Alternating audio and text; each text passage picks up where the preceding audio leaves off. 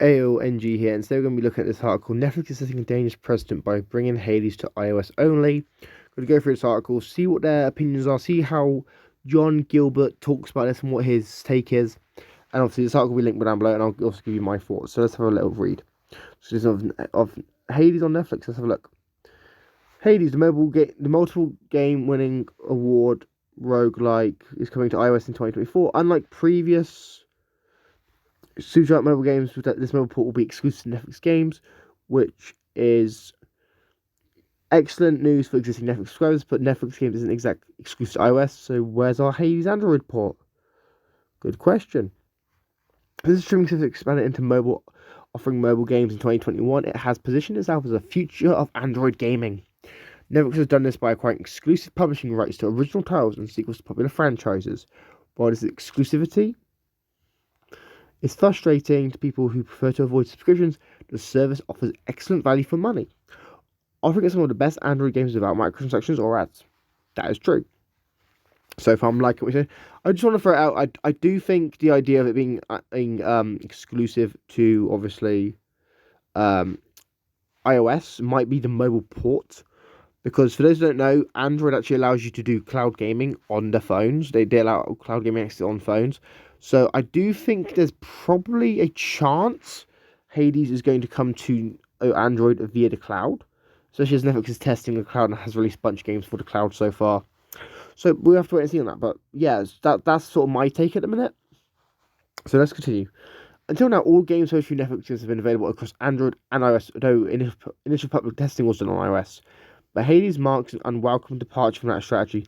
If Netflix repeats the strategy in future, it could skip Android for further major releases, recognizing the platform as a gaming backwater. Okay. Like I said, Netflix, well, not Netflix, but like you can access cloud gaming services on Android. That's sort of why I don't see this as really what they're talking about. I don't really see that as the case. I think this is just drama for drama's sake. There's no argument to make that the Netflix is merely accommodating Supergiant's trend of only releasing mobile ports on iOS. Bastion and Transitor will release on iOS alongside other console ports without an Android release ever planned. So Hades' absence on Android would have been expected without Netflix's intervention. Okay, let's continue. However, Netflix can bring unplanned ports to life into the breach. Another indie hit was released on iOS and Android through Netflix games 4 years after its original release in 2018. In an interview with Touch Arcade, developer Matthew Davis stated that had Netflix not intervened, I think it's extremely unlikely the mobile version would have ever been finished.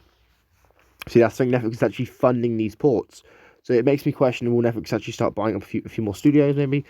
I don't know. I don't mind the idea if Netflix owns more of its content on its actual platform. I think that's better for a lot of people, because for those who don't know, Netflix doesn't actually own most of the shows and movies it airs and streams, nor does it own the majority of the games. Sure, they have a bunch of games based on their shows, but besides them, and like I think like it's like what's it called, Dungeon Boss and Oxenfree, they don't really own many of the other games. So that's the thing. So at the time, we consider Netflix seems to have potentially revitalized the company's fortunes alongside the state of Android gaming.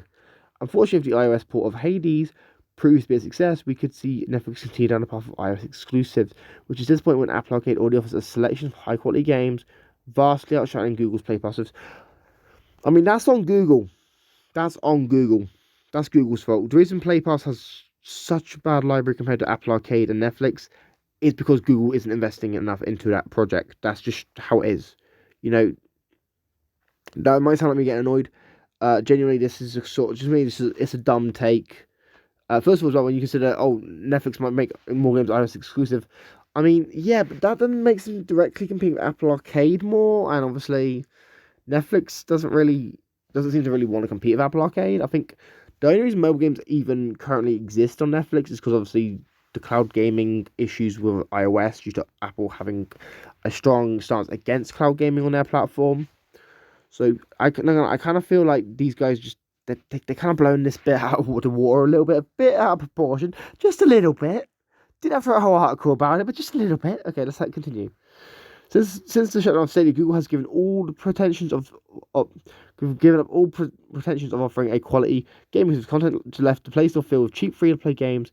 It can be Hard to find good games on Android. This isn't inevitable either. Apple showed us console quality gaming is possible on mobile by bringing Resident Evil 4 and Resident Evil Village to iOS. I mean, Resident Evil 4 can run on a potato at this point. Like, literally, you can get Resident Evil 4 on your microwave, on your blood sensor, on your granddad's CRTV. Maybe you could even get it running on your granddad's pager. You never know. Resident Evil 4 is one of the biggest games which is on, like, everything. So, I mean, also, people seem to forget Resident Evil 4 came out on the GameCube. So, it's a very old game. It's over 20 years old. So, it should be able to run on a lot of modern technology. So, let's continue. So, unless Google decides to reinvest in gaming, of which there is no evidence right now, bruv, did you forget that YouTube is having YouTube playables as a thing? Like, YouTube has games on it now. If you pay for YouTube Premium, you can access a bunch of games called YouTube playables. They seem to have not acknowledged that bit here. What they've blatantly left out. So let's continue. The quality of Android games is in the hands of third parties like Netflix. Of course, Hades' iOS exclusivity is for now the exception rather than the rule. Last Halloween, Netflix released Dead Cells and all DLC showing that you can still expect to receive popular games through your subscriptions, but Dead Cells was already on Android. If Netflix considers to acquire mobile rights to well-known games like Hades, and then there's a real danger Hades is merely the first in a line of iOS-exclusive Netflix games. Hopefully, Google will step up its gaming efforts and take advantage of the powerful hardware available for Android devices to deliver AA release on mobile, or at the very least, convince Netflix to not cut it in further releases. I mean, that's the end of the article, but hear me out on this, right? The reason iOS has so many more games than Android is because iPhones are just merely more powerful than Androids.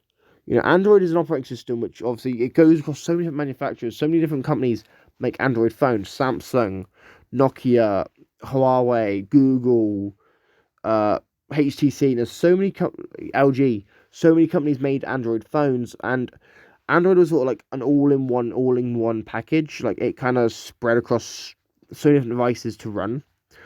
You compare it to iOS, but iOS is obviously completely built by Apple for Apple's hardware, and Apple keeps trying to make their phones more powerful. Sure, Android phones get more powerful as well, but there's sort of like a gap when it comes to the power between iOS and Android. And if iOS is able to actually run these games at a better quality and better frame rate than Android, then a lot of companies are going to skip out on porting the games to Android, because obviously Android's not going to be as powerful, not as complete as experience, which then does lead to more people buying iPhones due to obviously the abilities and what's available on there. Plus, as well, I do know that currently there's a lawsuit going on with Apple and Google in the EU about being monopolies in mobile gaming and their mobile game stores. So I feel like that could also factor into this eventually as well. But like I said at the start of this video, I do think that the reason Hades isn't coming to Android, at least not been announced for an Android, I feel like it's most probably due to the idea of Netflix implementing cloud gaming on Android first. Because Android has no problem with cloud gaming. You can access like Antstream Arcade and Xbox Cloud Gaming via apps on Android devices. You haven't got to like go through the web browser. Whilst with iOS, you have to obviously go through the web browser. So yeah, that's my take. Obviously, I don't know. I don't have any contacts at Netflix who's confirmed this. But not gonna lie, I do think that the guys at Android Police here, they might be trying to like spread a narrative here. And I'll be honest, if you just start looking at the facts, what we know, and obviously the history between iOS and Android, and obviously the power gap and all this sort of stuff, it just starts making sense. Anyway, guys, let me know your thoughts in the comments down below. If you're new, make sure you subscribe, like, share, comment, turn notifications. Let me know your theories about this in the comments down below. I'm interested to hear what you guys have to say. Anyway, I've been NG, and I'm signing out. Peace.